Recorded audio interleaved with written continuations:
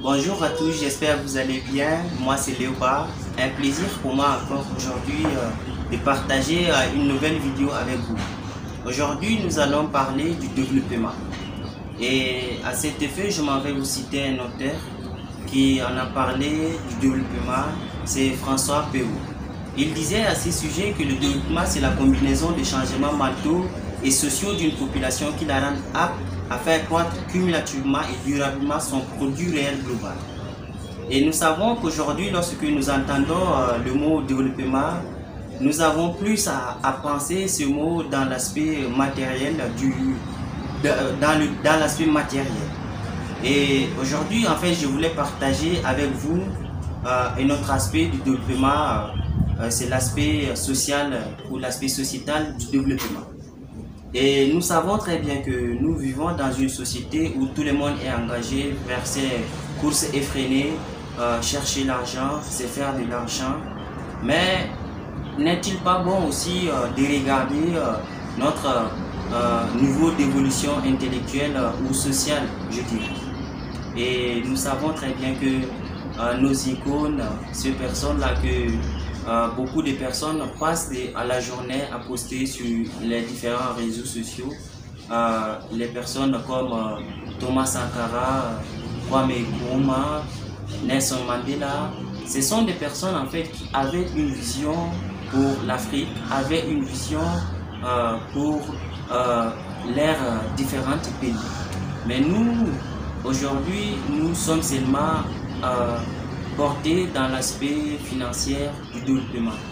N'est-il pas bon de regarder en arrière, de faire une rétrospective et de considérer que ces personnes-là, ils avaient ce sens du développement dans le sens social? Parce que nous sommes en Afrique et il ne faut pas qu'on occulte nos réalités.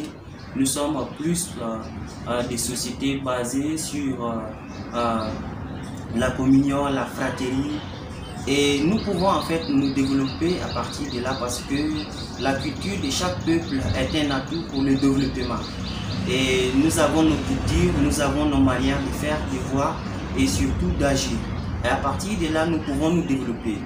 Mais lorsque nous essayons de voir aujourd'hui, les jeunes sont plus portés à penser le développement dans le sens matériel, sinon à penser le développement selon les autres. Est-ce que nous n'avons pas nos manières de faire? L'homme africain est un homme très chaleureux, qui aime en fait l'autre, le partage, la communion. Ça nous connaît en fait, comme on aime le dire chez nous ici. Ça nous connaît en fait.